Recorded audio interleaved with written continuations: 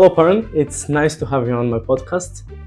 And one of the things you're focusing on, you have been firstly accepted as the MP in the Council of Europe and newly elected in the Westminster Parliament. One of the main things you're focusing on in your career is transitioning from fossil fuels. How important do you think that issue is, and how urgent is that to act on it now? So it's absolutely vital. Thank you very much for meeting with me, Vladimir. It's lovely to be here. It's my first time in the Council of Europe in Strasbourg. So I haven't been to Strasbourg before. But in the UK, there is a big focus now on changing from reliance on fossil fuels to renewable energy. And part of that imperative, part of that momentum has sadly come out of with the war in Ukraine, when we saw how effectively Putin used the supply of energy as a tool in his war. So the British government, the new Labour government, has got a core part of its philosophy is around something you'll hear called as energy security. In other words, we're not relying on resources for our economy from dictators like Putin. We're able to produce it more domestically. And we want to do that in a way that's as environmentally friendly as we possibly can. And because the United Kingdom is just one big island, really, we're surrounded by lots of wind and sea. And so the opportunities for renewable energy through offshore wind and tidal and solar is very great. In my particular constituency, I've also got opportunities for critical minerals. So they're the minerals that we need to use every single electrical device, like tin and lithium. So everyone's phones, there's every single electrical device we have that uses tin. And lithium is a key element of electric batteries. And so we're fortunate in Cornwall that we have huge deposits of very high quality tin and lithium. And so we're looking to make sure that we're opening up the old mines, because a lot of these mines closed down, that we're reinvesting in these mines for tin and lithium to make sure we've got the resources we need for our transition away from fossil fuels. But also we're able to help other European countries move away as well, because our deposits are so vast.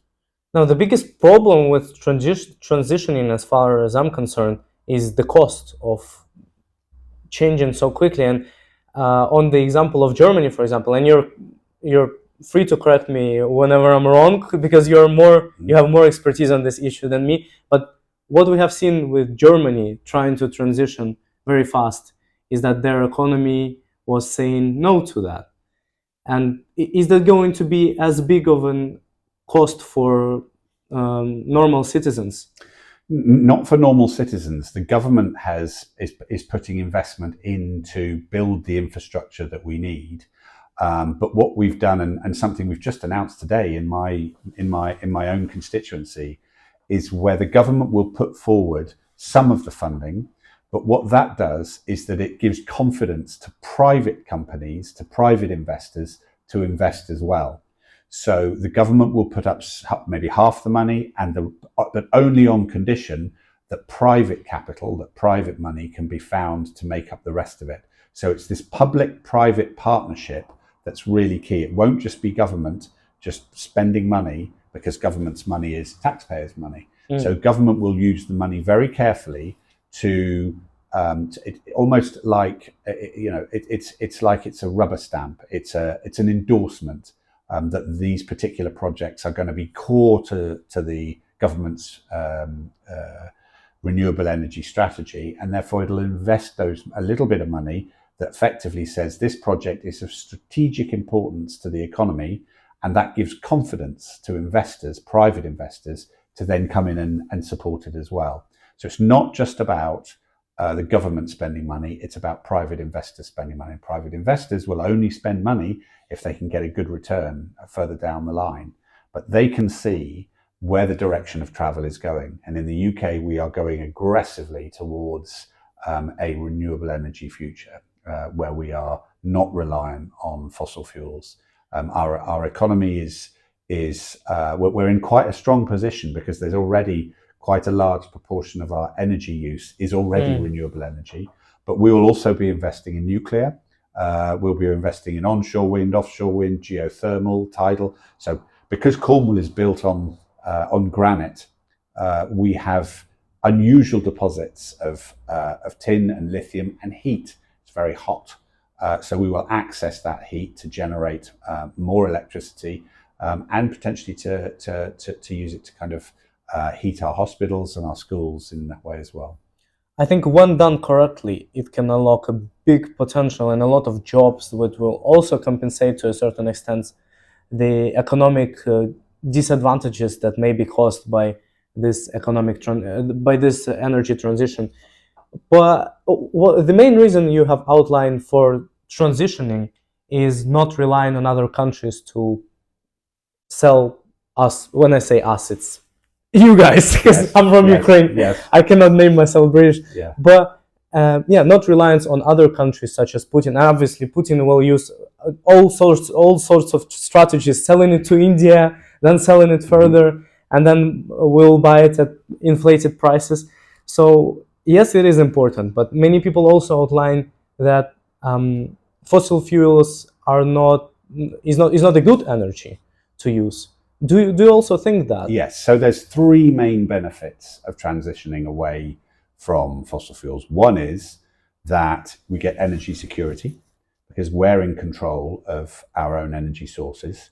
The second is that it creates, as you've just said, Vladimir, absolutely right, good quality, high skilled jobs. And we're getting engaged with our young people, with our colleges and our schools to make sure that they understand the skills that they need for this future business. But thirdly, and very importantly, this environmental impact. So at the moment, the UK imports a lot of its tin and lithium requirements from China, from South America, from Central Africa, in huge containers, diesel containers, all the way around the world.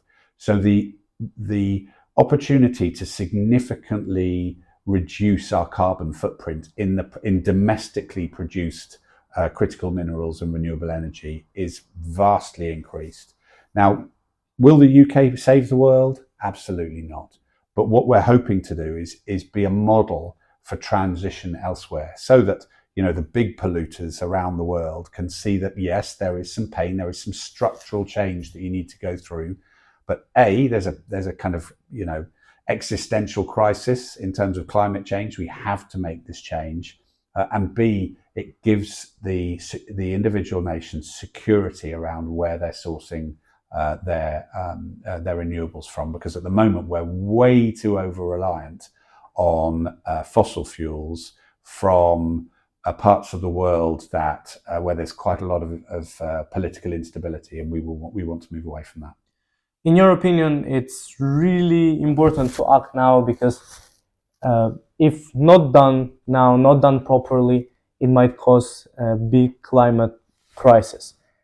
But also many people just to play devil's advocate here, many people on the other side of the coin, many conservatives would ask that there is evidence that it might go wrong, but there is no evidence that it will definitely go wrong. So I think if you speak to most scientists, the vast majority of scientists say that we are reaching a tipping point in terms of climate now, and that there is a urgent imperative to act now. We should have acted much, much sooner than we have done now.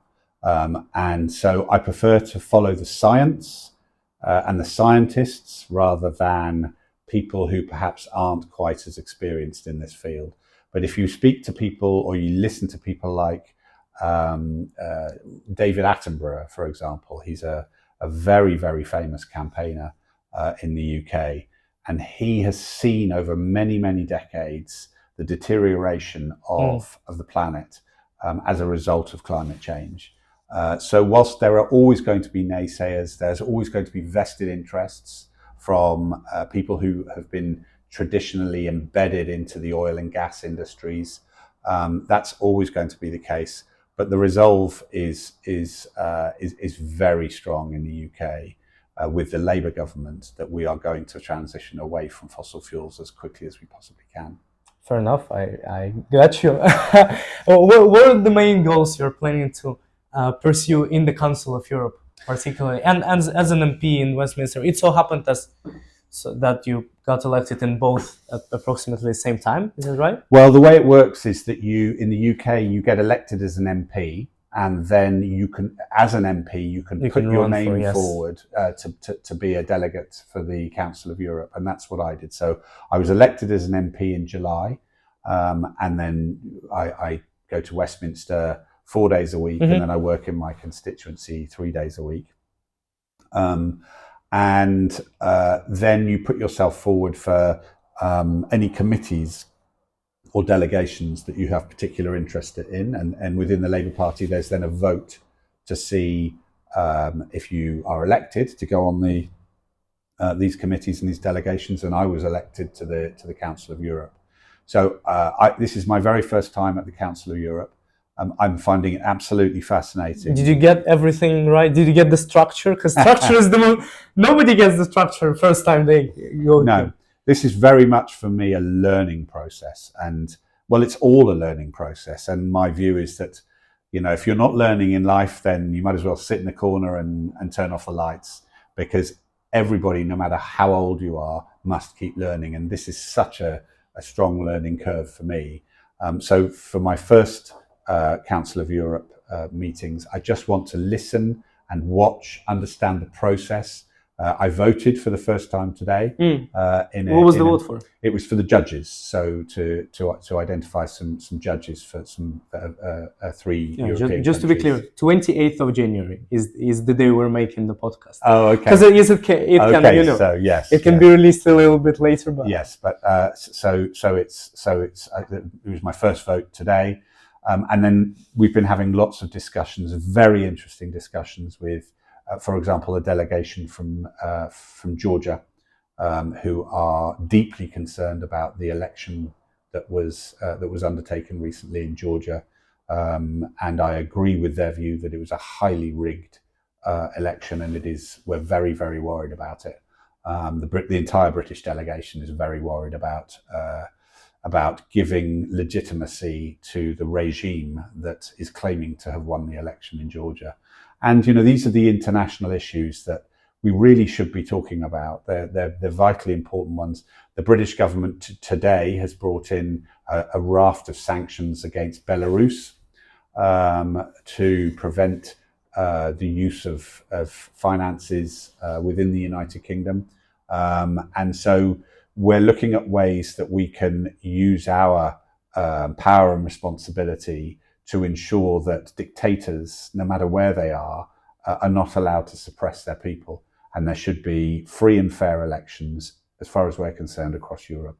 Well, from all of my heart, I wish you best of luck of, finding your way around Council of Europe. And I hope to speak to you again when you will be an expert. Thank you. I doubt that'll ever happen, Vladimir, but thank you very much for your time, and I'm delighted to speak to you again whenever you need to.